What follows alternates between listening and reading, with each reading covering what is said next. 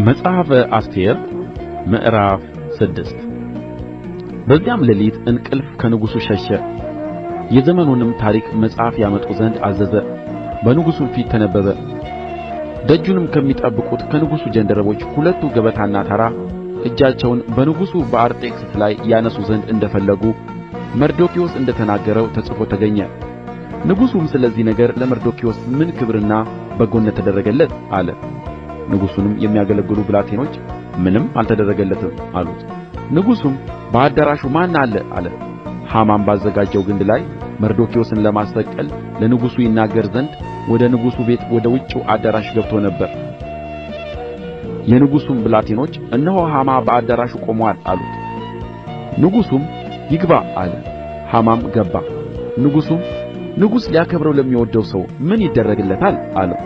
ሐማም በልቡ ንጉሡ ከእኔ ይልቅ ማንን ያከብር ዘንድ ይወድዳል አለ። ሐማም ንጉሡን እንዲህ አለው፣ ንጉሡ ያከብረው ዘንድ ለሚወድደው ሰው እንዲህ ይደረግ። ንጉሡ የለበሰው የክብር ልብስ፣ ንጉሡም የተቀመጠበት ፈረስ ይምጣለት። የንጉሡም ዘውድ በራሱ ላይ ይደረግ። ልብሱንና ፈረሱንም ከንጉሡ አዛውንት በዋነኛው እጅ ያስረክቡት። ንጉሡም ያከብረው ዘንድ የሚወድደውን ሰው ያልብሱት፣ በፈረሱም ላይ አስቀምጠውት በከተማይቱ አደባባይ ያሳልፉት።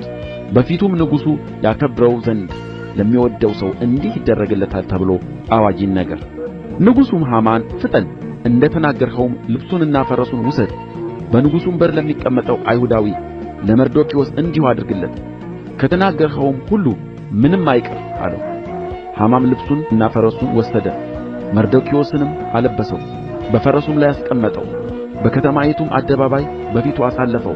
በፊቱም ንጉሡ ያከብረው ዘንድ ለሚወድደው ሰው እንዲህ ይደረግለታል ብሎ አዋጅ ነገረ። መርዶክዮስም ወደ ንጉሡ በር ተመለሰ። ሐማ ግን አዝኖና ራሱን ተከናንቦ ቸኵሎ ወደ ቤቱ ሄደ። ሐማም ለሚስቱ ለዞሳራና ለወዳጆቹ ሁሉ ያገኘውን ሁሉ አጫወታቸው።